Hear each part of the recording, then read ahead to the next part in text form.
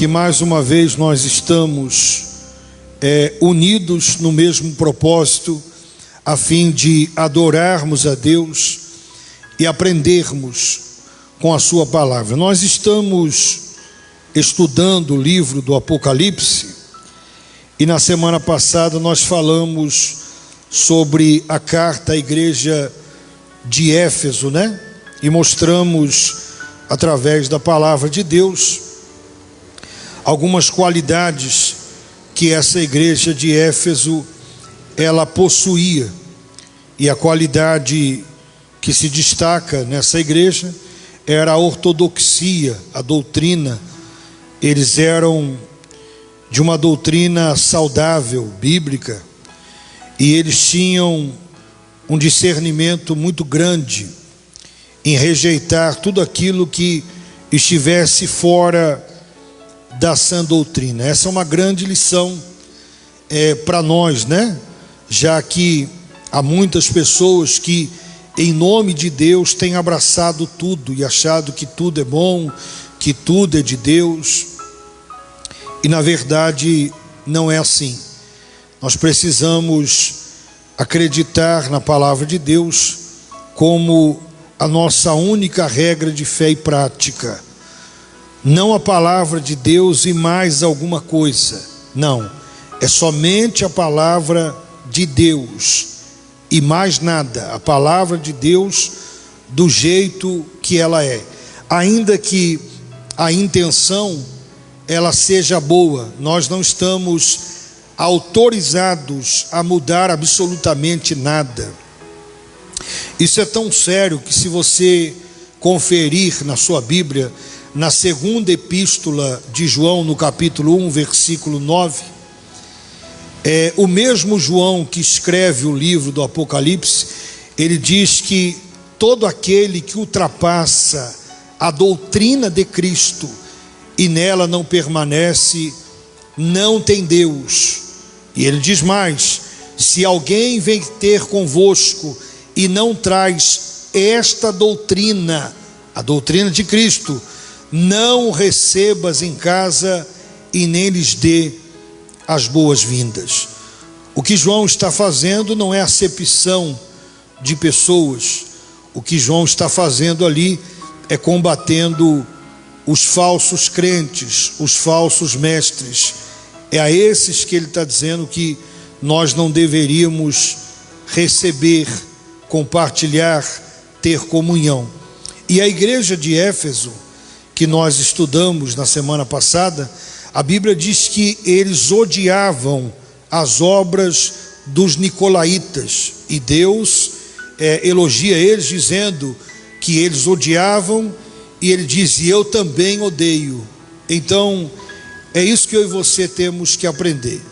Qual era o erro da igreja de Éfeso? O erro era que eles haviam perdido o primeiro amor. Acabava que agindo no automático, como muitas pessoas se tornam religiosas, mas perde o entusiasmo, o amor, a dedicação e etc. pelas coisas de Deus. Hoje nós vamos falar um pouco sobre a igreja de Esmirna, uma igreja muito abençoada e uma lição muito importante também para mim e para você. Apocalipse capítulo 2, a partir do versículo 8. Abra sua Bíblia aí, se você ainda não abriu. Apocalipse capítulo 2, a partir do versículo 8. Toda quarta-feira nós estamos seguindo, né, com o estudo desse livro fantástico e muito importante na vida da igreja, na nossa vida.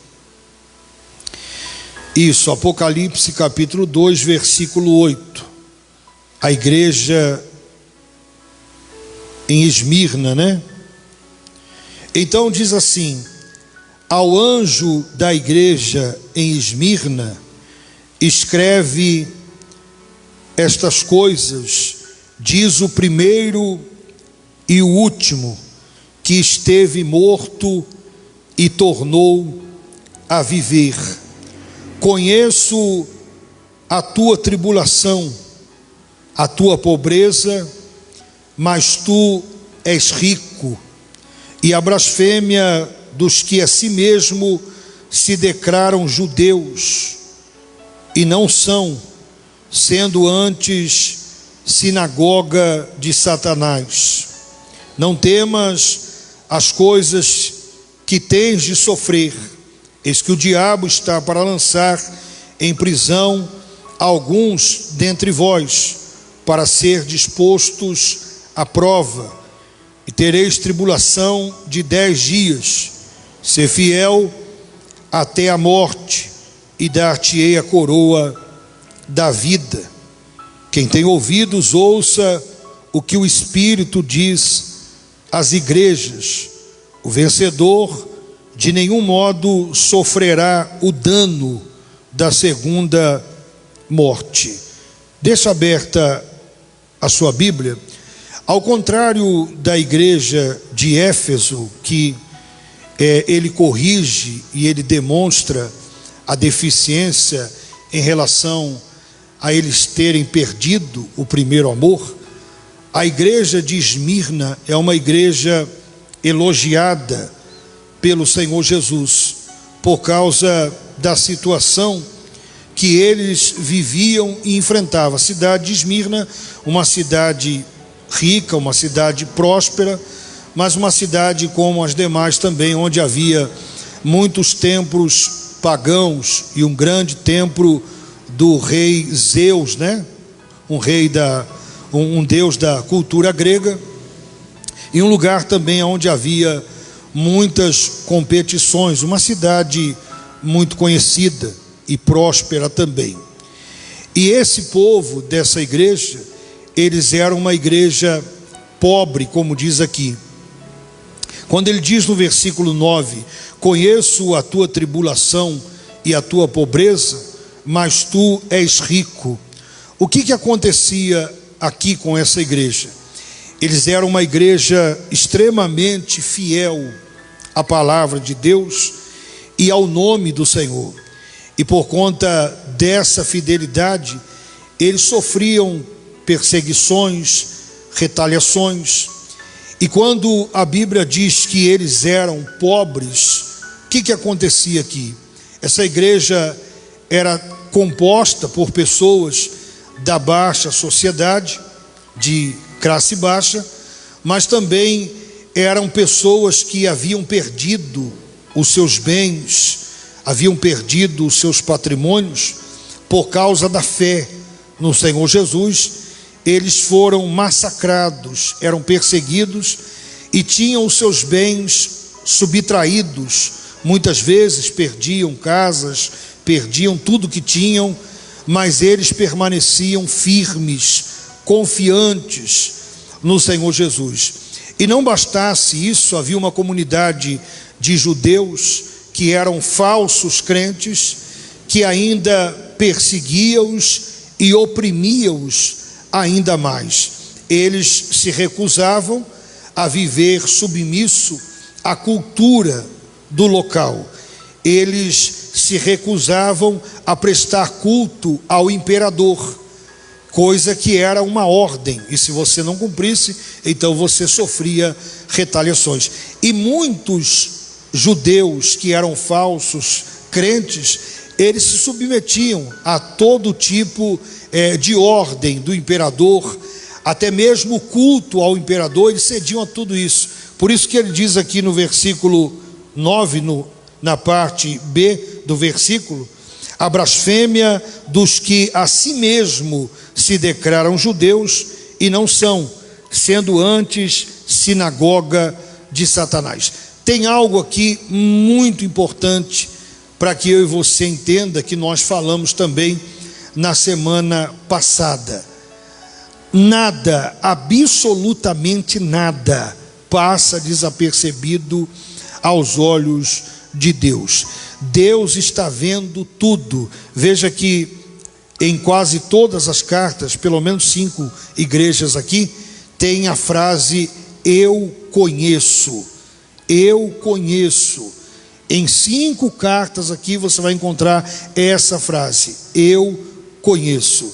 Ou seja, coisas que nós fazemos ou que as pessoas fazem e que talvez a pessoa pensa que está escondido, ou que está oculto, ou que ninguém sabe, Deus está vendo, Deus está olhando, e Ele sabia da situação que eles estavam enfrentando por conta da fidelidade, do amor, que eles eram fiéis ao Senhor Jesus.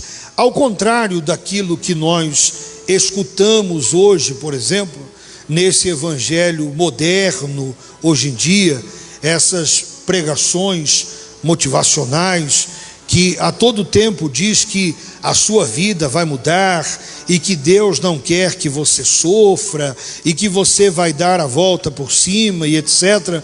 Nós vemos aqui nessa igreja exatamente ao contrário. Exatamente o contrário. E há algo interessante aqui. Quando nós chegarmos, por exemplo, na carta da igreja de Laodiceia, nós vamos aprender que dessas igrejas da Ásia Menor, a igreja de Laodiceia era a igreja mais rica, a igreja mais próspera, era a igreja de Laodiceia. Era uma igreja estruturada, uma igreja rica, uma igreja que certamente havia uma multidão de pessoas. Mas na carta à igreja de Laodiceia, Jesus faz o diagnóstico e vai dizer que eles são miseráveis, pobre, cego e nu. Agora veja o diagnóstico dele aqui na igreja de Esmirna. A igreja mais pobre da Ásia Menor era a igreja de Esmirna. A igreja mais pobre, porque tanto tinha pessoas que eram de classe baixa, como aqueles que perderam os seus bens, tiveram os seus bens subtraídos, perderam tudo. Então era uma igreja simples, uma igreja extremamente simples, a mais pobre da Ásia Menor. Contudo, quando o Senhor Jesus faz o diagnóstico, ele diz: conheço a tua tribulação, a tua pobreza, e aí está entre parênteses, mas tu és rico. Ou seja, Jesus não vê como o homem vê, ele não avalia como as pessoas avaliam. No mundo em que nós vivemos, infelizmente, na maioria das vezes, você vale aquilo que você tem. Então, se você tem alguma coisa, você é um vencedor, você tem valor, Deus é com você, e etc e tal. E na verdade não é assim. Deus não vê dessa forma. Deus não é contra, eu quero deixar bem claro, você ter uma vida próspera. Deus não é contra que você tenha bens, Deus não é contra isso. Mas Deus não nos avalia dessa forma.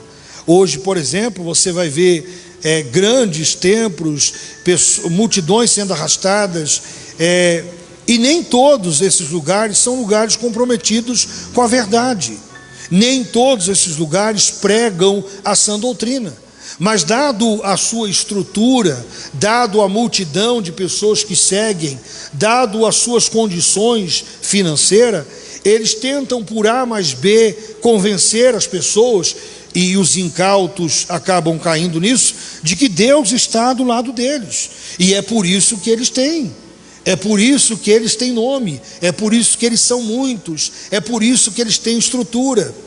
Hoje é assim. Quando nós pensamos, por exemplo, em uma igreja rica, como a igreja de Laodiceia, o que nós imaginamos? Um belo templo, um templo estruturado, com muitas pessoas, frequentado por pessoas de condições, a igreja com um orçamento, uma receita fantástica, uma igreja que possui bens, patrimônios e etc. Nós avaliamos dessa forma. Deus não. Para Deus não importa o que nós temos ou o que você tem, mas quem você é. Quem você é. Porque não adianta ter coisas e não ter Deus, e não ser aprovado por Deus, como a igreja de Laodiceia não era aprovada por Deus. Nós vamos chegar lá ainda. A igreja de Esmirna era pobre para os homens, rica para Deus, pobre na terra, rica nos céus. Aquilo que os homens não reconheciam e nem podiam oferecer a elas, o próprio Senhor Jesus a oferece. Ele tem nas mãos. Quando João diz aqui, na parte B do versículo 8, estas coisas, deixando bem claro, diz o primeiro e o último, não são palavras dele. Essas coisas diz o primeiro e o último, que esteve morto e tornou a viver. Olha que fantástico. Ao contrário do que a cultura e muitas religiões pregam, o nosso Jesus não estava vivo e morreu. É o contrário. O nosso Jesus estava morto e agora está vivo. Ao contrário do que a cultura prega. Jesus estava vivo e morreu. Não. Jesus morreu e agora está vivo e vive eternamente. É esse que manda essa carta, é esse que envia essas palavras para eles, a fim de encorajá-los, e dizendo o seguinte: ele sabia da tribulação, mas queria que eles soubessem que nos olhos dele, de Jesus, eles eram ricos. A pergunta que eu faço para você que me assiste agora, não responda, só pense. Se Deus fizer agora um diagnóstico meu e seu, qual seria esse diagnóstico? Numa era em que nós vivemos das redes sociais, aonde parece que o que mais importa é aparecer do que ser. Então as pessoas estão preocupadas em chamar a atenção de outros, as pessoas estão preocupadas em ostentar. Com isso muitos tropeçam e deixam de lado princípios e valores. Então, se Deus fizesse agora um diagnóstico de você, de mim, qual seria esse diagnóstico? Será que o diagnóstico seria bom, favorável, como da igreja de Esmirna? Será que ele poderia olhar para mim, para você e dizer: olha, embora a sua situação esteja difícil, você enfrenta muitas lutas e eu estou vendo isso, nada passa desapercebido aos meus olhos, mas eu quero dizer que você é rico. Você não tem crédito aí, mas você tem aqui. Eles não tinham crédito na terra, mas tinham crédito no céu. Aonde muitos é o contrário, eles têm crédito na terra. Eles entram aonde eles querem, eles têm acesso às autoridades, a lugares que somente quem tem condição pode entrar, mas eles não têm crédito com Deus. Veja, por exemplo, com certeza você já estudou, ou já ouviu falar pelo menos, da história de Nicodemos. Nicodemos podia entrar e sair de qualquer lugar, Nicodemos tinha acesso livre, mas para que ele pudesse ver o reino de Deus e entrar no reino de Deus, ele precisaria nascer de novo.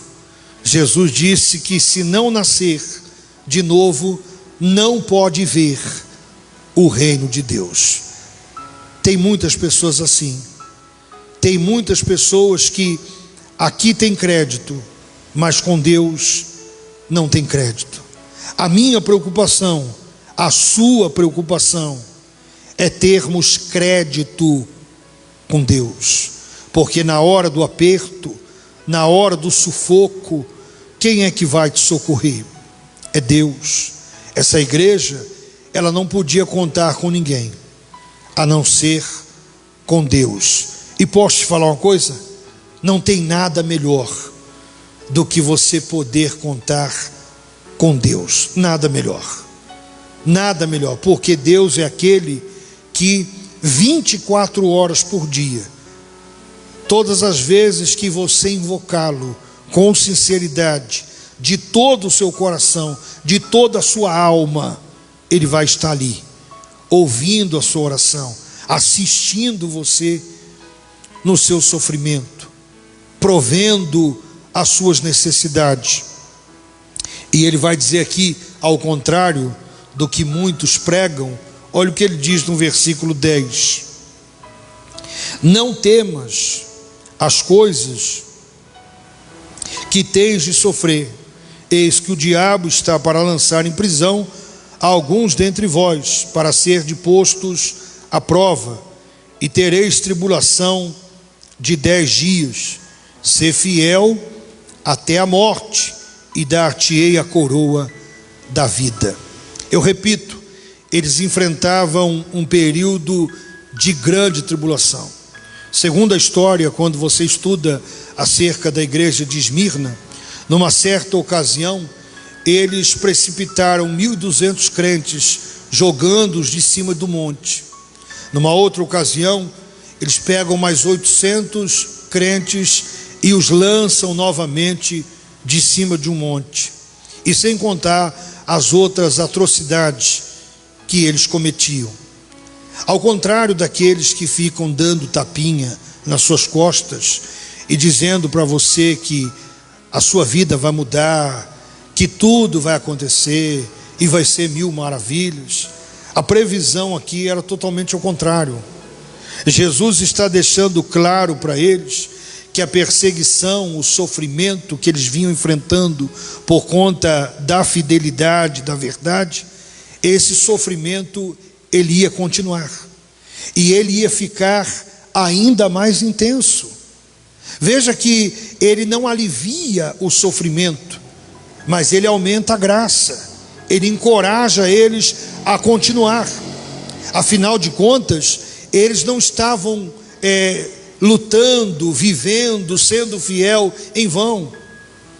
Eles receberiam da parte de Deus a coroa da vida. Está escrito aqui. Não era nada por nada, era nada por tudo, porque nós não temos nada, mas Deus tem tudo. Então o diagnóstico era esse, o exame feito era esse. Essa situação ela vai continuar. Então vocês precisam continuar firmes, ser forte. Outras coisas vão acontecer. Alguns de vocês serão presos. A perseguição ela vai aumentar, mas a ordem é ser fiel até a morte, até o último segundo, até o último momento, até o último suspiro. É essa consciência que falta em muitas pessoas. Não é para você ser cristão uma temporada, não é para você ser cristão alguns meses, é para você ser cristão até o último dia, o último segundo, até o último momento. Não é ser fiel a Deus quando as coisas estão favoráveis, quando tudo está dando certo. Não, é ser fiel até a morte. O que ele está dizendo é o seguinte: se você tiver que morrer para ser fiel e permanecer fiel, então morra, dê a sua vida, vá até o fim, mas permaneça fiel. Porque se você fizer isso, então você receberá a coroa da vida. E eu quero dizer para você que essa perseverança, essa força, ela não é nossa. É o próprio Deus quem nos investe de força. É o próprio Deus que coloca em nós a sua armadura. Mas ele estava deixando bem claro que a tribulação, que o sofrimento, ele ia continuar. É como hoje, por exemplo, eu vejo as pessoas, não que eu não acredito, eu acredito em milagres. Deus faz milagres, todo dia Deus faz milagre. Deus é um Deus de milagres. Mas eu vejo alguns pastores, alguns pregadores, dizendo para as pessoas que tudo vai mudar, que tudo vai ficar 1000 maravilhas. Mas a Bíblia não mostra isso. Isso não está escrito. Pelo contrário, o que está escrito é que nós estamos caminhando para o fim, e quanto mais perto do fim nós estamos chegando, mais intensa será a tribulação, mais intenso serão as nossas lutas. É isso que a Bíblia mostra. A Bíblia mostra que nos últimos dias muitos apostatariam da fé. Veja o que está acontecendo. Quantas pessoas estão apostatando? Quantas pessoas estão negando? Quantas pessoas estão retrocedendo? Quantas pessoas? Quantas pessoas não têm mais força para buscar Deus? Quantas pessoas já não acreditam mais? Tem pessoas que acham que não acreditam mais em céu, inferno, ele não acredita mais. Ele já apostatou, ele abandonou, ele deixou de crer. É isso que a Bíblia mostra. Veja o que está estampado diante dos nossos olhos. Nós falávamos um pouco sobre isso ali agora. Veja o preço dos alimentos. Veja a opressão, a angústia que as pessoas estão vivendo. Veja essa doença, quantas vidas estão sendo ceifadas. E ninguém tem certeza de nada, se funciona vacina, se não funciona, até onde funciona. Ninguém sabe de nada. Em todas as partes do mundo, nós temos visto o que está acontecendo. E eu e você temos que estar prontos. Você precisa saber da verdade. Você precisa saber da verdade. Bispo, o senhor acredita que Deus pode mudar a minha vida? Acredito. Eu tenho certeza que você vai ter dias de bênção, que tem dias de vitória para você, eu tenho certeza disso. Mas não são todos. Não são todos. A sua vida daqui até o momento de nós encontrarmos com o Senhor não é só vitória, é mentira, é luta, é batalha, é perseguição. Sabe por quê que, infelizmente, a igreja é pouco perseguida? Sabe por quê? Porque já não é uma verdade genuína, salvo algumas exceções. Não é. Não é. Essa meia-verdade não gera tribulação, perseguição. Não, essa meia-verdade, ninguém está preocupado com essa meia-verdade. Não, essa verdade não ofende ninguém. Agora a verdade pura da palavra de Deus, ela é uma espada. Ela é uma espada. Ela é precisa. Não tem meio termo, é sim, sim, não, não. Deus é contra, Deus odeia, Deus condena, não tem negócio. Deus não vai gostar muito, não existe isso na Bíblia. Deus gosta muito, Deus gosta bom, não. Ou ele gosta ou ele não gosta, não tem meio termo. Ou ele concorda ou ele é contra. E eu e você temos que crer na palavra de Deus. E quando você obedece a palavra de Deus, quando você acredita na promessa, e quando você vive para Ele, inevitavelmente você vai ser perseguido. E muitas vezes dentro da sua própria casa, no meio da sua família, entre aqueles que se dizem colegas. Sabe por quê? Porque a verdade, ela divide, ela separa. Ela separa. Então, o alerta que ele faz é o seguinte: a tribulação não vai acabar, ela vai aumentar, ela vai ser mais intensa. E qual é a ordem? Ser fiel até a morte, e dar-te-ei a coroa da vida. Essa palavra coroa aqui para eles, coroa, recompensa, isso aqui era muito comum para eles. Era uma linguagem muito fácil deles entender, já que principalmente nessa cidade havia muitas competições. Então era uma linguagem fácil deles entender, que se eles permanecessem, se eles continuassem, eles receberiam a coroa da vida. No versículo 11 ele diz: quem tem ouvidos, ouça o que o Espírito diz às igrejas. O vencedor de nenhum modo sofrerá o dano à segunda morte.